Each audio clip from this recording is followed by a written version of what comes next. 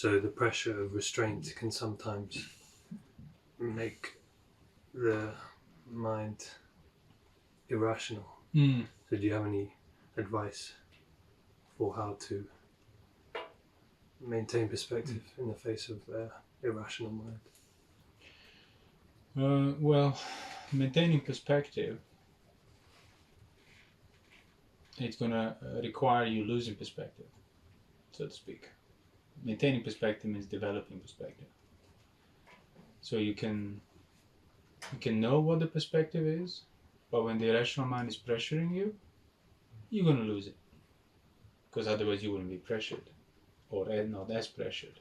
So that's why it does boil down to then not acting out of the irrational mind. And feeling that grain that's trying to pull you to go with it. And trying to then exert the right perspective within it. So not like, oh, I need to get the right perspective for this to go away.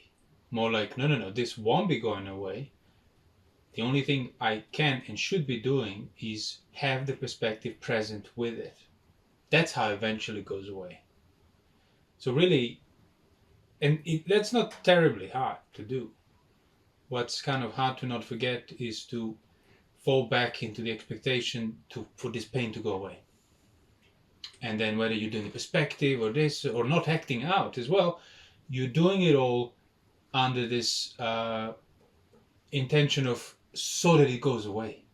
And that's why it's not going away. It won't go away because of that very reason. So it's like, so it's then more practically, it's better from a practical point of view to then, no, it's not about it going away. I don't want it to go away. I want it to stay here so that I can present it with a perspective. And then keep it there for as long as it's there. It's like we said before, like a screaming child. You can do this or that to appease it so it stops screaming, or you could just repeat how things are, tell it that no, this is how it is. And it refuses to hear that, it continues to scream, and you just hold the picture in front of it until it calms down and accepts it. Or the knocking at the door. Yeah, exactly. Oh, I said, but hold on, why am I bothered? Well, I'm bothered because I do still carry an assumption that it shouldn't be happening and it shouldn't be anybody in front of my door because it would be better if it's not. So I want it to not be in front of my door. It's like, yeah, but that's not up to you. So the only reason you're resisting or you're still pressured by somebody in front of your door is because you still carry expectation that I want it to go away from in front of my door. I want front of my door to be free and open. It's like, but that's not your domain. What if, so, because you start from this position of ignorance, and you're just like, sometimes even like not aware maybe that you are like subtly, I don't know, opening the door somehow without. Well, there's no reason to mystify it like that. There's always. Even if it's true to some extent, it's relevant really. What's relevant is the stuff that you are aware of. Yes, then later on you might find, there are those other subtle ways, but to assume the subtle ways now are responsible for this, they're not. They're not. It's what you're doing now. Are you now still carrying the heavier something? No, I refuse to live under this. I want it to go away from in front of my door. I don't want it to be there. That's really the problem.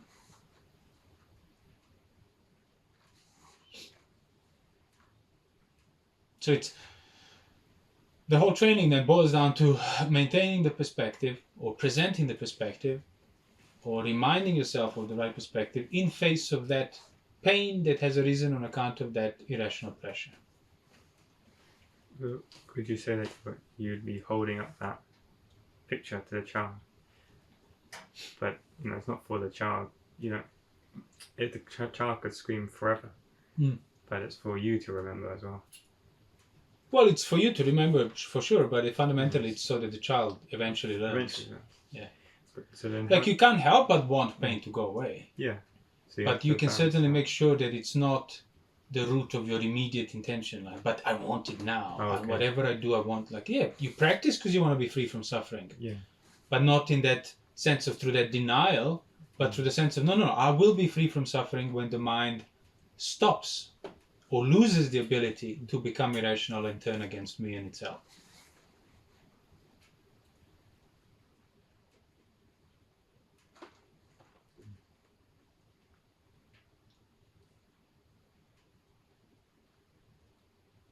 But you could say, if you practice this for a while, so you're not acting out, and then pressure comes and goes, sometimes more, sometimes less, sometimes better, sometimes worse, but overall, you are not sliding back in terms of your unwholesome actions. You're not going against the precepts, you're not losing sense restraint. As I said, sometimes you more accurately reestablish perspective, sometimes that just feels like too much work and you're just weathering it until it stops. You have to go through some extent of that. It's inevitable.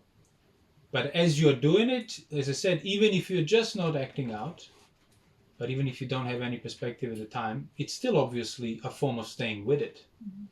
So it's not like, oh, this is wrong now. No, there is no wrong for as long as you don't act out of it.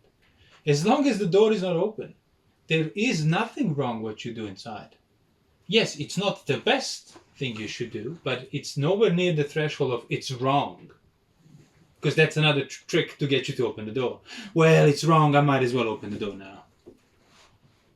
But for as long as the door's not open, it's not wrong. It's not wrong. It simply isn't. Cannot be.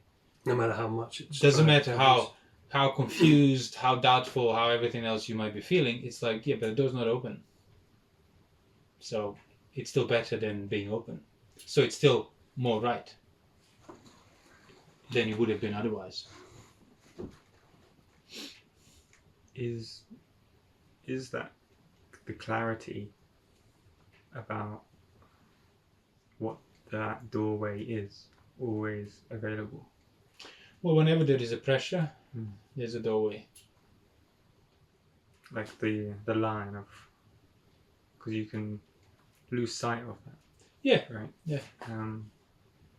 But yeah. So the recollection of that. It's, I think, let's say the doorway is basically if you like really act out of it. So you could be walking towards the door, be on the other side of the door, but not open it. Obviously, if you are constantly just sitting on the other side of the door next to the door handle, well, the pressure to open it will increase. So you need to recognize that as well. But fundamentally, as long as you don't open it, you are safe, even if it doesn't feel like that. And you won't feel like that, because that's the only true safety. That's why the Mara would present it as, no, this is the worst thing you can do. Don't do this.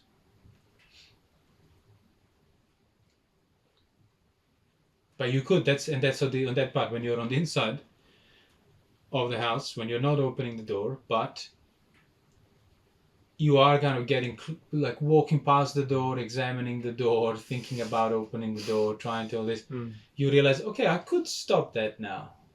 And that's that part we talked about before, of like not allowing images to take the center stage. And as we said also, I think in one of the talks, it's like even without them being the center stage, you already know what they are. So even if I don't explicitly start thinking about things I'm being pressured and all this and that, if I were to allow it, I know exactly what I will think. So it's like, so I won't allow them the center stage. Again, I'm not trying to get rid of who is in front of the door. I'm not trying to get rid of all these thoughts that would be associated with it. I'm just keeping them into that blur. I'm not allowing them to crystallize through my own efforts. If they pop up on their own, that's fine. That's a completely different thing than if they pop up because I intended them to do so. Although it feels the same. The end result feels the same. It's the same image that popped up. But one came through your own intention, one didn't. If it's through your own intention, that's the center stage I talk about. And that's actually, there's a whole universe of difference between the two. But you need to arrive at it. The difference is internal. It's not in the content of the image and the center stage. That remains the same. But it's how it got there means whether there is the 5 aggregates with upadana or without. or they would have, and eventually, if you do not allow the center stage, there will be no 5 aggregates. There will be the complete cessation of anything that was activated. It's like that. I don't know if I said it in some talk or just when we were speaking without recording. But it's like, you imagine you have like a I don't know, a place with a glass in between, but it's just like a square meter of foot space, and there is like a transparent glass in between. So it's like this on the same spot.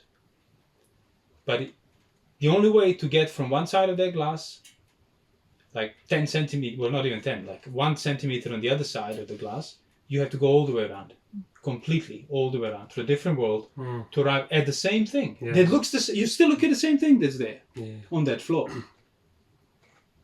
And that's exactly it. So you have the images and stuff that present themselves. Untrained mind wouldn't see a difference between picking them up with your intention and them coming up on their own. And then you would think, I need to deal with the content. I need to deal with the thoughts themselves. But it's like, no, you need to deal with your intention in thinking them. And that's that practice of not allowing them the center stage while the blurry cloud is there waiting to crystallize. But if it crystallizes on its own, you're free. You're still free. You're untouched by it. If it crystallizes through your own intention of picking it up, that's what touches you. And that's the practice that can only be done indoors. You can only do this practice and eventually discern this difference if the door remains closed. If you go out to deal with stuff that's in front of your door through your techniques and managements and stuff, none of this will be applicable. This domain ceases to exist. The distinction between those two. Well, the distinction theoretically remains, but practical possibility of seeing it is gone, because you need to close the door for those distinctions to start to appear.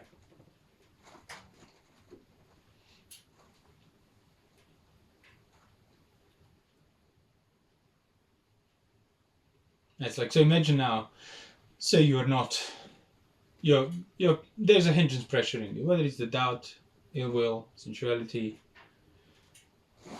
You know the state of mind, you know the general cloud that's waiting there, pressuring you to start intentionally crystallizing the thoughts. So if you refrain, again, I don't need to be canceling the mind. That's the painful part, when you think you need to be changing this weight in the direction of this weather. And that's impossible. But you realize, actually, I don't have to do that.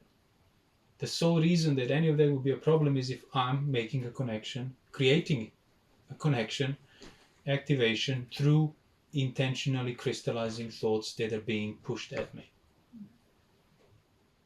So if you're not allowing them the center stage, say there is a mind that pressures you towards, I don't know, thoughts of ill will. Somebody knows you. If you were to intentionally now go towards those thoughts, you know exactly what you will think. But you're not doing that, so the pressure's there, but there is no specific thoughts of hatred that come from you. What are you left with there and then? Like in your state, like even imagine now, whatever subtle pressure you might be feeling on account of some hindrance, you're not allowing the center stage in regard to that very pressure. What are you left with then now? The pressure. But yeah, of course, the pressure's there, but broadly speaking, I mean, your body. Just basically here and now. Yeah. You're left with here and now. So you're not, and that here and now there, it's not being thought through a taken up pressure. It's what you're left with by not allowing the intentions to take up the pressure. And if you start like thinking it as a way to I was going to say that. And that's why like sometimes people will then think, aha, so I'll think here and now to not exit the pressure. It's like, but that's now your pressure. Yeah. So although it's the same here and now, you arrived at it completely from the opposite directions. The here and now that you often hear about, it's like you focus, you get to it, you get to it, you get to it. It's like, no, the here and now is what you are left with. And you could see how it was maybe right at some point to some degree with somebody. They arrived at it rightly, and then they mystified the here and now. And then subsequently, as that has been repeated thousands of times, people forgot the whole context of the actual travel and journey to it, right one, and then they just start, no, just here and now. Nibbana's already here. There's nothing to do. Just focus on it. Just stop this. Just kind of be present and all of that. And it's like what I said. It's like you remain on this sheet of glass because the other side remains identical, looks identical. So you see no difference. But there is a difference whether you are left with here and now through your concentration practice of being here and now, or through simply not allowing the crystallization of the pressuring thoughts.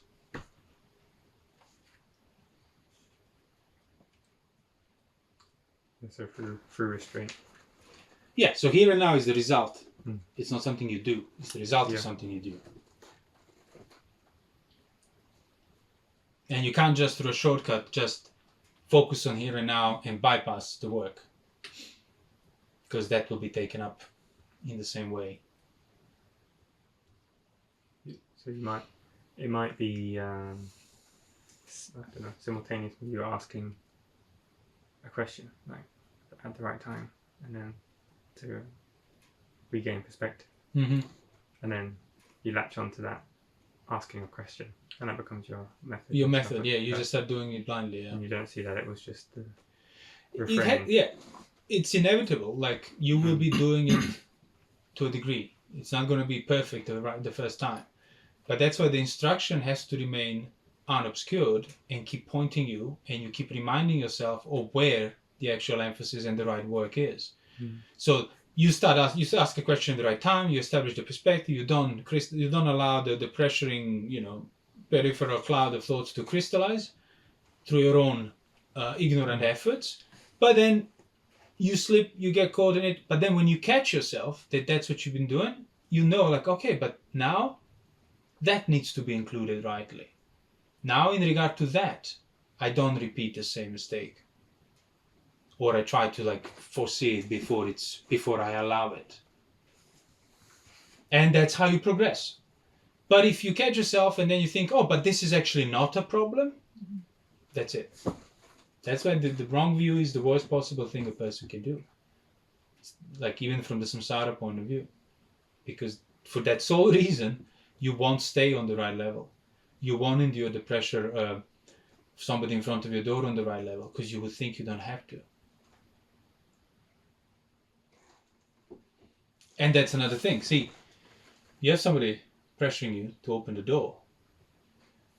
You've been panicking inside and moving and getting closer or going away or trying to cement the door or throw a bomb outside. Well, it doesn't matter. And then eventually you sort of calm down because you recognize, yeah, it's still, but the point is the door is not open. So why don't I calm down these thoughts while I'm inside? And you calm them down again, not through denial, not through wishing there's nobody in front of the door. Just let me not have that last say in their crystallization. Just keep my mind free from those images in the center stage while they're there. How'd you know they're there? Well, allow the center stage. You know exactly what's going to come even before it comes. So you know they're there. You know what they are already, even without thinking them explicitly. And then you realize you do that, and then the pressure cannot touch you. Then you can have many people in front of the door or creatures trying to pressure you to open it. The only reason you were pressured is when those images were taking the center stage through your own ignorant intention of placing them there. That's why Arahant's behavior there is no measurable or even perceivable difference between private and public. It's the same. As in private, he's so in public. As in public, he's in private. There's no change there.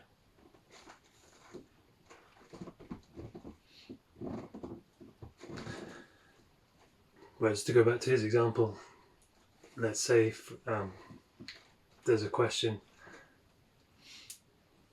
but it is the case that in that moment there is a sense of anxiety, Mm-hmm. and there's a sense of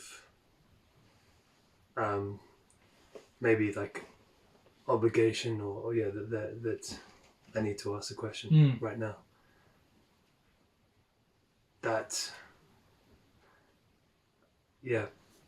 opening the door is to act out of that, to ignore that, but that's a subtle. I mean, not quite. It's kind of coming to the door handle and but it wouldn't really be opening the door. Opening the door is when you act, because the pressure, the hindrances are not going to pressure you towards learning more about the Dhamma or something. Your desperate efforts might go in that direction because you still try to get rid of who's in front of the door. But fundamentally, opening the door is, you know, when you act towards the pressures, when you really give in. So as I said, as long as that's not done, you're still safe. But then, yes, of course, once you become confident in that, you could realize, yeah, but I don't even have to think about the door. It's not a problem. I don't even have to think about who's in front of the door. That's not a problem. The only problem is that I'm pressure here and now through intentionally, through ignorant intentions, allowing those images associated with it to take the center stage. Again, it's kind of, it sounds like it can easily become on that level. It's like, oh, I asked the question, I acted out of it, didn't I? I made it's a mistake. Like, no, you haven't. You're still inside, the door is still closed. You haven't acted out. You haven't acted out of the major doubt and abandoned the training. You haven't acted out on account of the hindrance of sensuality and broke the precepts. You haven't acted out on account of anger and punched somebody or said something really like furious. You haven't. Yes, mentally I've been getting to the door and wanting to do it or not. That's the training. Oh yeah, and I've been asking these stupid questions this whole time, just really, that's the training. Then you get to recognize that. It's like, okay, now I refine it within the indoor environment. That's the point. There is still no opening of the door. But it's not incidental that Mara wants to confuse you about what you do inside, so that then makes no difference whether the door is open or not. Because that's how it's going to feel. Because there is a huge difference whether the door is open or not. I was going to say, like, because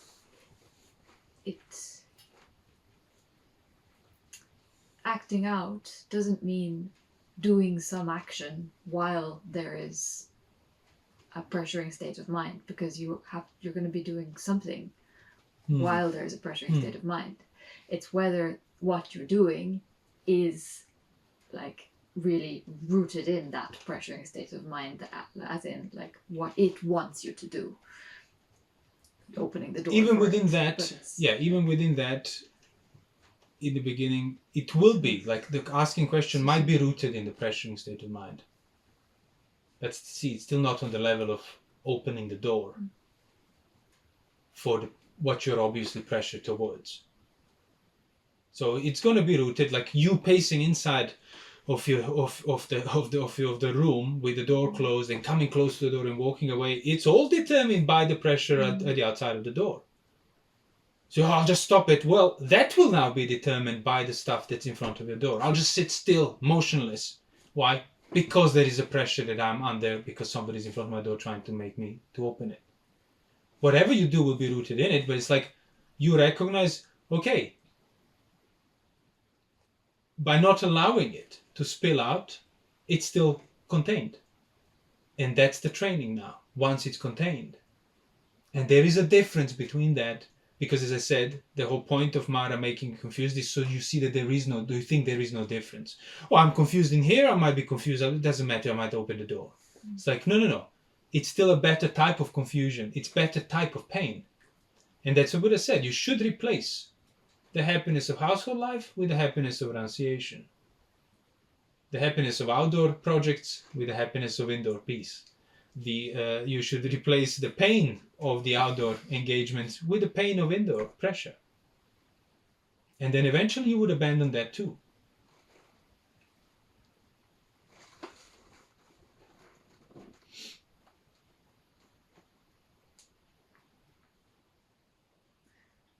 And is there something relevant there as well about basically kind of prioritizing, I suppose, like doing things in the right order, in terms of like prioritizing the things that you are clear about, rather than trying to, for example, like you were talking about, once you're inside the door, and you can start like not allowing the images to crystallize, so that you don't even have to do that part, and then you can be at peace. And from the point of view of somebody who's like still fully very much pressured, it's like, oh, that sounds very nice, let me quickly try and do that part, so as to not have to deal with it. And actually that won't work. It's No, and you feel it doesn't work, but Yeah. the right information remains there yeah. to be Yeah. eventually to Just- land on the right thing Mhm. if you keep doing it. That's the point. That's the point. But no, definitely there is a whole sequence to this, because you could be trying to not allow the center stage while your door is freaking wide open and things just coming in and out. Doesn't matter. Actions, speech, doesn't matter. Like, you're just revolving around abstract ideas, even if you had the right instruction. So it's like, no, the training is you gotta learn, like, for the door to remain closed. And then take on that. It's going to feel pressuring now, because before you used to roam around wherever you wanted. It's like, yeah, but that's why you were prey to suffering wherever you went. Is it also... It's not just like, well, today the door was closed. This week the door was closed. It's like... Yeah, it needs to stay closed. Yeah, it needs to stay. Yeah. And it's not like I do it now and then later. Yeah, I'll close it for 5 days, open it on the weekends or something. Yeah. I mean, I suppose if somebody's absolutely wild, asutava, unrestrained, it's could be a way to start to eventually have your doors closed all the time. But you got to recognize that that's nowhere near the necessary threshold for any successful practice. But yes, some people need to work towards the threshold. But it's important to qualify this, because if you say, well, yes, start by having your door closed 3 or 4 days, they'll think, okay, by doing this absolute subpar levels, I am also practicing the Dhamma. No, you're just getting closer to the level where you could start practicing the Dhamma. Which, of course, you could argue it's a form of practice, but it's not the Dhamma practice. It's like preparatory practice. I've been thinking kind of maybe a rough marker just to kind of gauge where you're at would be what you're still actually opening the door to. Yeah. Your sort of worst moment in a sense. What Then is you- still getting at. And then you might say like, you're not opening the door, but you're still peeking through the curtains. Yeah. Right. Yeah. So it's like, oh, hold on, but that means I'm still concerned. Yeah. I'm still pressured by the outside, so I'm still acting towards it. Then you might not be peeking through the curtains, but as I said, you still come and you just think about pressing the handle, even if you know you're not going to do it. It's like, yeah, well, why am I doing even that? So that's that refinement of the purification of your thoughts. And then, as I said, if you go in that direction, the distinction that I said between thoughts just popping up on their own in the center stage and thoughts being placed in the center stage through your own ignorant intention, it's the difference between samsara and nibbana, basically. Nothing else. It's like the root of all the problems.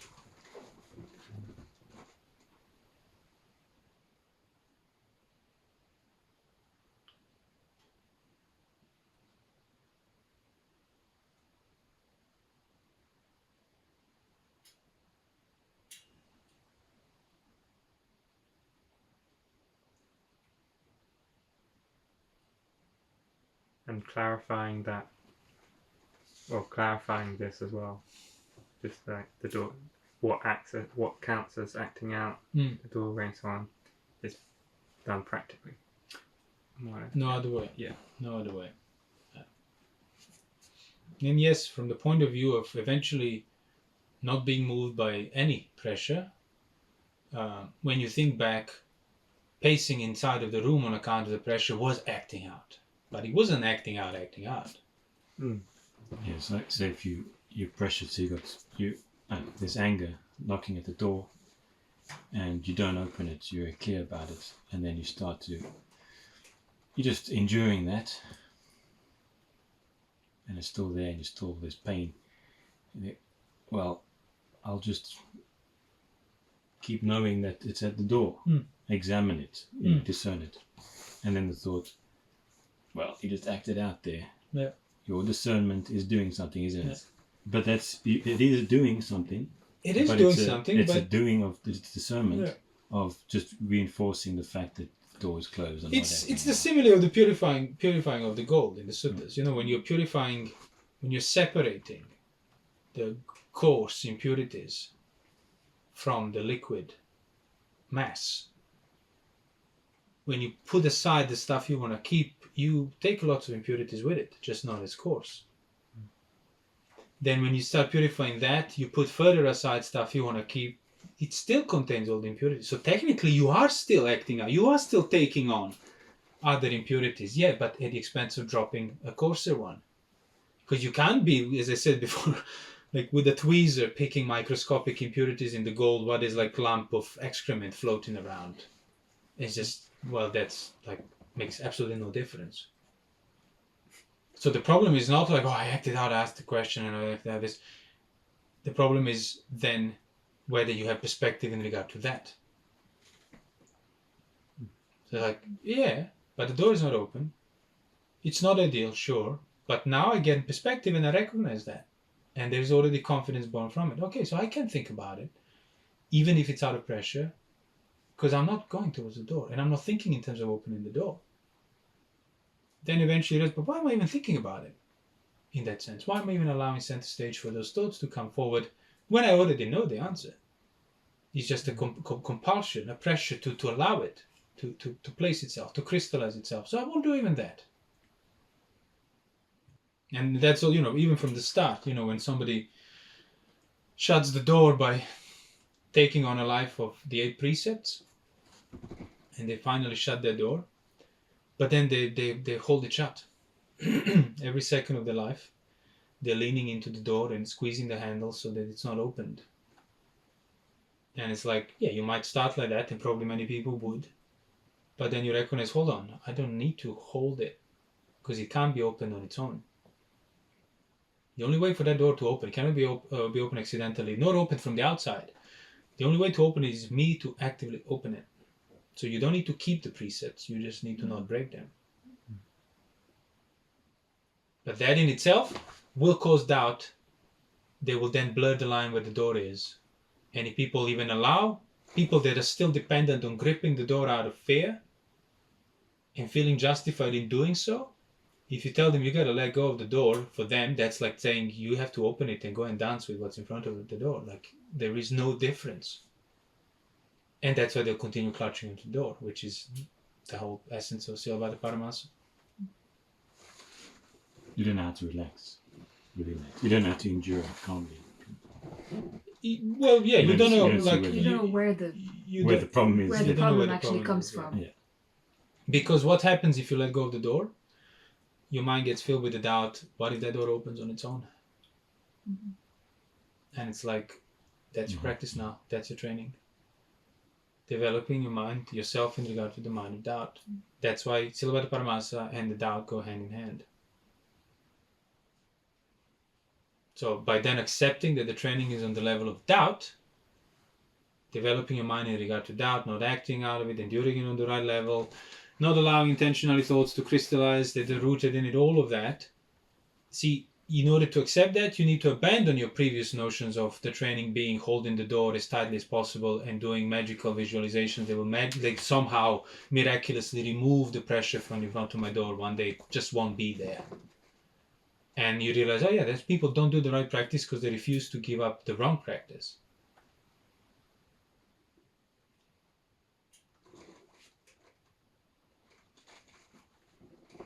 But yeah, but you've already opened the door because of fear and stuff. So you're actually on the other side holding them. Well, I mean, yeah. Well, in a way, the door is not open, but another way, you are not. You're not really developing anything inside because you're still very much concerned with the outside. As in, like, the thing is, if you were to stop holding it, the problem is you'd just be opening it. You don't see any. Yeah, you would be opening in between. it. Yeah. That's yeah. Not holding the door means opening it. Opening it. Mm-hmm. Yeah, so it's a lot of pressure. You don't open it, and then you don't even want to look. You don't even know about what's outside there because that's so you just wish for it to go away. Yeah, you just shut down, try to shut everything, or just get into meditation techniques. Yeah, just to ignore. Yeah. You don't. So you still don't want to train. No possibility. So, but You that's, still don't want to train in regard to the existing pressure. You still want it to simply go away, not be there. you know, if you're sitting in your room and you have this whatever pressuring thought, and now it's like, okay, let me just go for a walk to calm down or something. And then Well, it's that's like, acting oh no, out of that's pressure, acting out of the yeah, pressure. yeah. No, you can go for a walk, and or Yeah. you can. Well, I it don't is. know. You could say it is acting out of pressure. It But is. again, not to the extent of opening the door. Yeah, exactly. So That's what I mean. by allowing that, by recognizing that, you are kind of at the same time seeing the difference. Yeah. Yeah. But by just doubling down now and saying, oh, that's pressure, no, to everything automatically, it's like that, wishing that self-cancellation on the inside. So then, see, I can either cancel the problem outside of the door, or wish for it, or cancel me inside. Either way, that's the presumed kind of pathway of resolution, which is sensuality and self-mortification in its principle. So it's like, yeah, there is pressure, I'm going for a walk, or I'm doing this or that, but I know for sure, I recognize it, there is no confusion in regard to what extent that goes. And yes, ideally, I don't want to be moved even to that extent, but in order to arrive there, I first have to get used to this extent. So go for walks every day. If it maintains you not opening the door, if it allows you to stay with the pressure, if it enables you to not allow, through the ignorant intention, crystallization of the images concerned with the outside, with sensuality, with ill will, with acting out on that level. So it's like, yeah, I'll go for a walk, and perspective remains. Eventually, as I said, when you get used to that, going for a walk will become too coarse. You won't even have to do that. There's also maybe like whatever you do inside is like highlighting the actual door that you're not opening, that practice. You know, that the practice that is important, the core practice of not opening the door. Whatever you do inside highlights that. Yeah.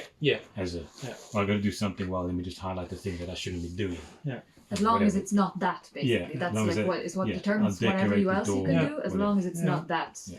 And And it's going to be, as I said before, it's going to be, Rigid. sometimes it will be more obvious, sometimes less. But that's the training, and also the point is then to, which obviously, as I said, with the right instruction, hopefully you won't fall into a wrong view of then thinking, okay, going for a walk is the practice. By magically going for a walk, pressure will resolve itself. It's like, no, it's just something you do on account of being pressured by not acting out to the full extent, but not being able to remain unmoved either. So you still know where the practice is, where the training is. You just, as I said, when purify the gold, you have to for a while put aside gold with the other impurities and can't possibly be concerned with everything all at once, because that will make you lose sight of the obvious impurities that you could have easily abandoned. Because that's exactly the pathway people would take. Aha, close the door. Pressure builds up. I want to ask questions. That's root. Pressure shouldn't do it. That's what, and then end up becoming no. I was no. Well, I didn't even. No, doesn't matter. Just absolute denial. No. But then it's like, but why are you saying yes to that then? So it becomes very limiting and very, as I said, completely unnecessary as well. And if it happens, when you catch it, then that's when you recognize how much you learned and whether your perspective is informed or not. Because, people would arrive, it's like, oh, well, no to everything, makes no difference what I do. That would be the next jumping to conclusion. Because you've been saying no, trying to deny stuff on account of the pressure, that then led you to a view that it doesn't matter what you do. It's all the same anyway. It's like, but that's not quite true, isn't it? And even if we take it for the sake of an argument to be true, what do you do then? If it doesn't matter what you do, why is then your next course of action going to open the door? It doesn't matter what you do, so why don't you just keep it closed? Oh, it doesn't matter what I do, thus I'll go back outside. That's usually what it leads to. Self-mortification. It has to just revert you back all the way where you started. What you shunned. The bait that you tried to avoid and not learn about or feel pressured about, ran on top of a mountain like a deer herd did, starved out, and then just went back straight, not knowing the difference between what's the bait, what the threshold is, and where the door handle is. So you could dive into, it's not really sense restraint, it's like sense deprivation, I guess. Mm. But or like take on austerities which are unnecessary for that, for what you're actually able to withstand. But you are holding them. So do you learn within that container? Or You're holding what? like The austerities, technically? the deprivations. Yeah, technically. No, you wouldn't learn anything. No. Because you're looking completely in a wrong place. Mm. Even as I said, you're emulating the right thing, seemingly. Internally, it's done for completely different reasons. Mm. Yeah. No, and yeah, that's a good point. The difference between sense restraint. Sense restraint is not deprivation. Mm. Sense restraint is saying no to the right things to the extent that the pressure arises, and then train in regard to the pressure. Not shy away from it, not try to deny it. Deprivation, it's a view of, if I say no to things, pressure won't touch me. If I just blindly increase things I deny, I will be free from the mental pressure. And that's as ignoble as engaging with sensuality, as the Buddha said. If I'm still touched by pressure, just means I must increase the Yeah, restraint I another double notch, down. Yeah. another I'll just notch, say another no to notch, more to things. more things. That's what's missing. No. Yeah, I'd always been curious about this step from virtue and sense restraint. Like it's kind of, it's often just said like virtue and sense restraint, like they're kind of simultaneous, or like, but no, it's quite clear. I think that virtue, there's a reason why it's mentioned first. Well, sense restraint involves intention. Like the sense restraint in the suttas, it's not on the level of just saying no. So it's like the monk doesn't look at the sight that's provocative of lust there and then, which means it can be a different thing at different times. Sometimes the same thing might not be provoking lust. That might not be the intention why you're looking at it. So, but if you just adopt the view that, the thing is judged by its content, that's why I must say no to it. I mean, some things are obvious, always unwholesome. And that's kind of what virtue addresses. Things you don't do. But the training in sense restraint is a lot more nuanced than just say no to anything you want to see. It's like, no, it's why I want to see it. Why the eyes go this way? Why does the ear want to be? And then it's like, oh, now, yeah, I know that it's rooted in sensuality, in pleasure or distraction. I say no to it. But it can be the same thing, that then it's not rooted. Then you don't say no to it. Oh, but it's still good to say no to it. No, it's not. Saying no to it when you shouldn't obscures the mind. It removes the basis for training there and then. So it's like, so why are you doing it then? Are you doing it to train the mind, or are you doing it to fulfill some projected ideal of austerity and purity? That's obviously very ignorant. The difference between thoughts taking the center stage on their own, which is basically not the center stage, and thoughts taking the center stage through your own allowance is the difference in your intention, nothing else. Do I have intention to not allow them to crystallize, or do I have intention that allows them to crystallize? But if you have not been training in regard to coarser forms of your own intention, discerning them, seeing them, be pressured by them, endure them, not acting out of them, it's like you're not going to see this. It will make no difference. It will sound like be here now. Just focus on the present moment. You're not going to see the whole trajectory you have to travel in between or around.